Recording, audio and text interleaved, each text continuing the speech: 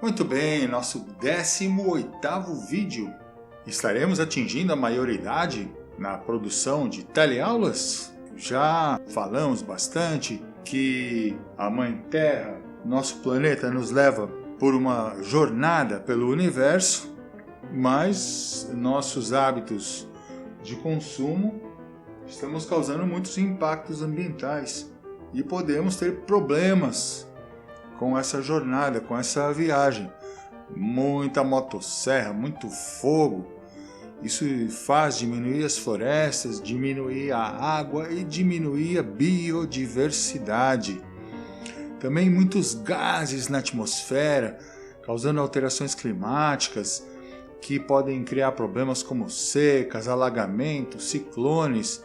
Isso para não falar no aumento do nível do mar. E tudo isso, claro que vai causar consequências para a humanidade, como fome, sede, doenças, mesmo deslocamentos de massas de pessoas, refugiados em busca de locais onde a natureza ainda não esteja tão destruída, onde ela ainda esteja mais intacta, mais amigável para a vida. E nós com isso?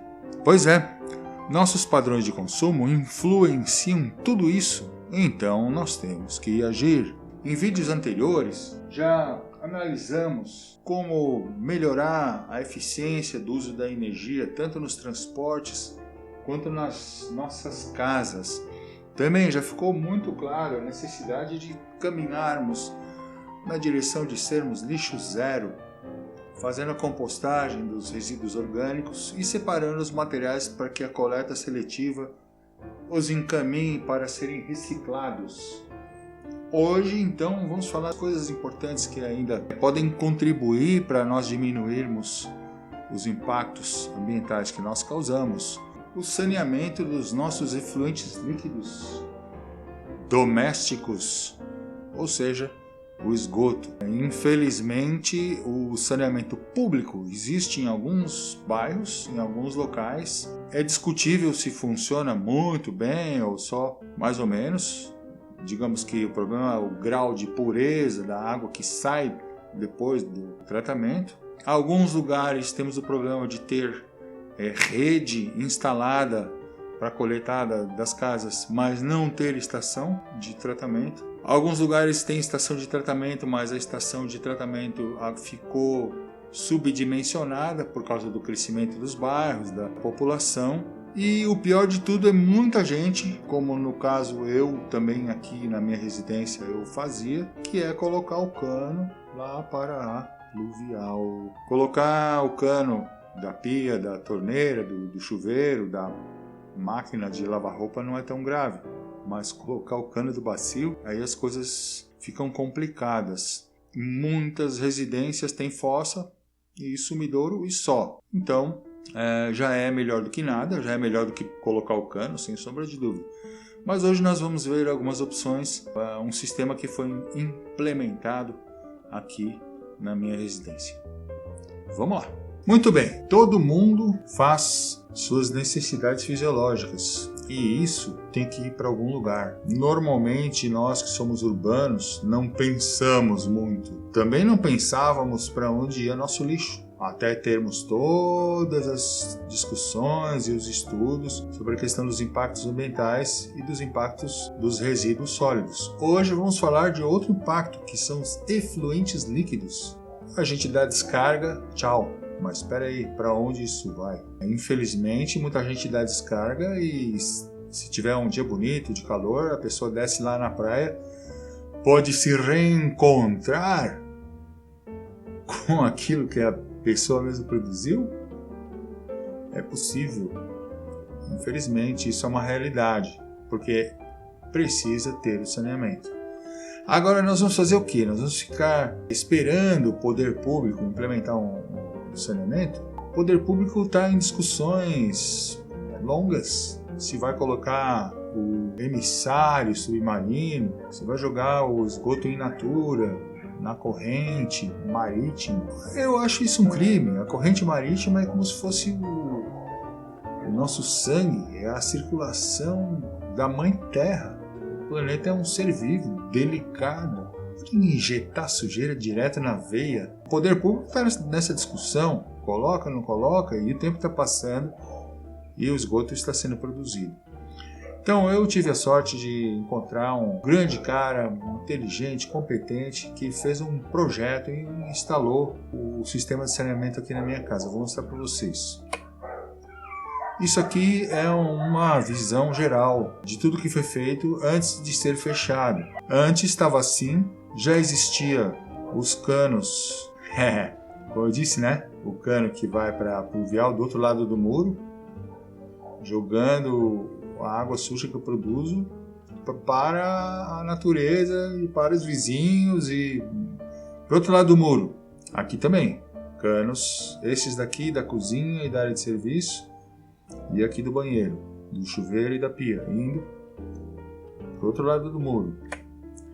E aqui já existia essa fossa, que é onde vem o que vai para o bacio. E também já existia o sumidouro, aqui, então a gente vê o cano que vinha aqui da fossa, aqui ele está visível, lá para o sumidouro. Então assim que funcionava, para o bacio, fossa e sumidouro, e as outras águas iam diretamente para o outro lado do muro. Começamos a implementar o sistema, feita essa escavação para o filtro anaeróbico, aqui esse buraco, né? Muito bem, aqui o projeto original utiliza brita, tanto para o filtro anaeróbico quanto para a vala de infiltração. No caso, nós partimos para um material alternativo, nós partimos aqui para cascas de ostra, porque aqui em Florianópolis, uma região com muita maricultura, esse sistema foi feito em 2003. Naquela época as cascas de ostra eram lixo, tinha um descarte e ia para a natureza. Então, nós reutilizamos as cascas de ostra no nosso sistema ao invés da brita.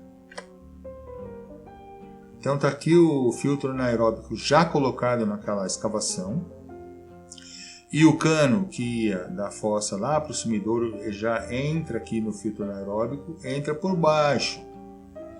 Então o efluente, ele entra por baixo, ele vai preencher esse espaço que estão as cascas de ostras, e ele é anaeróbico, ou seja, ele é fechado de uma maneira a ficar vedado, não entrar o ar, o oxigênio. Isso permite que micro-organismos que não utilizam oxigênio vão decompor os materiais aqui, as fezes, vão fazer como se fosse uma digestão, vão se nutrir, vão se alimentar das fezes e com isso degradá-las. E com isso sobra um pouco só de lodo, um pouco de material e a água. E a água então é captada aqui por cima. Já vamos ver para onde ela vai. Então a entrada que vem da fossa entra por baixo e aqui a saída que vai lá para o antigo sumidouro. Aqui está o antigo sumidouro, ele se tornou o coletor das águas. Já vamos ver isso. Então, saída da pia e do chuveiro do banheiro, ao invés de ir para o outro lado do muro, agora vem para o coletor das águas. Caixa de gordura da pia da cozinha, ao invés de ir para o lado do muro, vem para o coletor das águas. Aqui do tanque e da máquina de lavar da área de serviço. Então aqui vem todas as águas do banheiro, da cozinha, da área de serviço e também do filtro anaeróbico. Do filtro anaeróbico é que vem para cá. Então já são dois tratamentos. Uma primeira digestão por micro-organismos acontece aqui na fossa, que já existia. É normal, a maioria das casas tem fossa. E após essa primeira digestão vem o filtro anaeróbico, que daí já é uma segunda digestão, um processamento através dos micro-organismos que degradam mais ainda, de maneira que vem para cá uma água cinzenta. E aqui então, saída do filtro anaeróbico, o coletor das águas, que era o antigo sumidouro, e a saída dele, que vai para a vala de infiltração. Vamos ver agora. Aqui o sistema já em fase de fechamento, já com a tampa aqui da fossa, a tampa do coletor das águas. A caixa de gordura ainda está aberta e o filtro anaeróbico ainda está aberto, mas já estamos fechando aqui. Aqui está a vala. Essa vala ela é calculada em função do consumo de água da residência e da quantidade de pessoas. Então aqui embaixo dessas cascas de ostra está o cano furado, esse cano aqui que vem do coletor das águas, o cano furado, e aí vem as plantas. Aqui ainda não foram plantadas, aqui já estão distribuídas as plantas, que são plantas que foram arrancadas do banhado, são plantas que gostam de água, elas são adequadas para ficar com as suas raízes num terreno molhado. E é muito legal porque daí elas vão promover o que? A evapotranspiração. Uma parte do efluente que vem do coletor das águas vai se infiltrar para o lençol freático, mas outra parte vai ser absorvida pelas raízes das plantas e vai evaporar pelas folhas das plantas. As plantas são bombas, elas succionam a água do subsolo e evaporam ela para a atmosfera. Muito bacana o sistema aqui. Então agora aquela primeira foto que é uma visão geral, né? Repetindo, já tínhamos aqui a fossa, então foi implementado o filtro anaeróbico. Então da fossa o material vai para o filtro anaeróbico e vai depois para o coletor das águas, assim como todas as outras águas da residência. Daqui do coletor a gente vê direitinho, né, o cano indo para essa vala de infiltração. E aí, aquelas plantas que foram plantadas ali cresceram e ficaram maravilhosas. E é um milagre porque elas dão essas flores lindas e perfumadas. Então isso significa que nós transformamos a merda em perfume. Qual é a minha mensagem? O que eu quero dizer? Eu quero dizer que qualquer pessoa que tem terreno, claro, quem não tem terreno, quem a casa chega perto do muro, não vai implementar um sistema desse. Quem não tem terreno é obrigado a esperar o poder público implementar um saneamento público. Aí você faz a sua ligação, beleza. Mas quem tem terreno não tem razão nenhuma para não implementar um sistema como esse. É um sistema muito barato, a única questão é que precisa ter um cálculo, precisa ser feito por alguém que tenha o conhecimento para saber qual é o comprimento da vala, quais são os materiais. Como eu disse antes, isso é em função do consumo de água da residência e da quantidade de pessoas, mas não é nenhuma dificuldade. Então, feito esse cálculo, se implementa um sistema, você trata seu efluente líquido. Nada mais vai da minha casa para o outro lado do muro. Foi fechado com cimento, não tem mais nenhuma saída. Todas as águas, todo o efluente líquido da minha casa é tratado. E uma parte infiltra no subsolo, outra parte evapora e se produzem essas flores lindas, maravilhosas e perfumadas. Esse é o meu recado. Você que tem terreno, não espere. Implemente o seu saneamento do efluente líquido doméstico.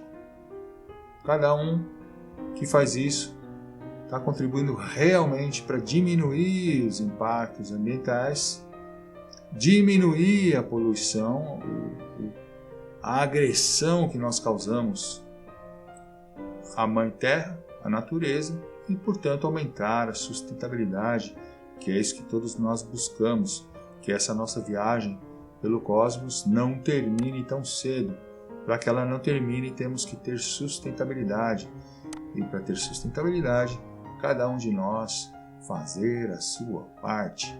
Muito bem, então o que nós fazemos é aprender, é adquirir informações corretas, informações científicas, transformar isso em conhecimento e obviamente usar o nosso discernimento, o nosso juízo para termos consciência do que é certo, o que é errado, o que é necessário fazer e o que é necessário não fazer. Nesse momento em que estamos conscientes, assumimos então responsabilidades e nos esforçamos para caminhar na direção de mudanças de hábitos, de deixar para trás alguns hábitos e adquirir novos hábitos de acordo com essa consciência. E obviamente nada dessa conversa adianta se não se transformar finalmente em ação, porque o que vale realmente são as nossas atitudes. E esse é o momento de nos comprometermos cada vez mais com as nossas atitudes pelo bem da Mãe Terra, nosso planeta maravilhoso, milagroso, que nos carrega, nos leva nessa viagem maravilhosa pelo universo. No próximo vídeo a gente continua.